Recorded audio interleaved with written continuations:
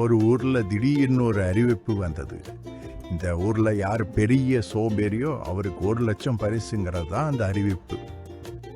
என்னது 1,00,000 பரிசா? அப்ப நம்மளும் கலந்துக்கலாம்டா ராமு. கண்டிப்பா கலந்துக்கலாம்டா கணேசா. 1,00,000 பரிசுன்னு சொன்னதும் பக்கத்து ஊர்ல இருக்க சோம்பேறிகளும் அந்த போட்டி நடக்கிற இடத்துக்கு வந்துட்டாங்க. ஆ, இந்த ஊர்ல இவ்வளோ சோம்பேறி இருக்கீங்களா? இந்த போட்டியில கலந்துக்க வந்த உங்க எல்லாருக்கும் என்னுடைய முதல் வணக்கம். அங்க கூடியிருந்த போட்டியாளர்கள் எல்லாம் ஒரே ஆரவாரம் பண்றாங்க. சரி சரி, உங்கள எத்தனை பேர் இந்த போட்டியில கலந்துக்க வந்திருக்கீங்க? கலந்துக்கிறவங்க கையை தூக்குங்க. உடனே எல்லாரும் கையை தூக்குறாங்க. ஆனா அதுல ஒருத்த மட்டும் கையை தூக்காம இருக்கான். ஏன்பா, ஏன் நீ மட்டும் கையை தூக்காம இருக்க? நீ இந்த போட்டியில கலந்துக்கலையா? அப்படியெல்லாம் ஒன்றும் இல்லைங்க.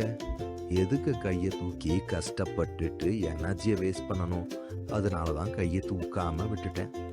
உடனே போட்டி நடத்துறவரு இந்த இடத்திலேயே மிகப்பெரிய சோம்பேறி இவர்தான்னு சொல்லி அந்த 1,00,000 ரூபாய் பணத்தையும் அவர் கையில கொடுத்துட்டாரு.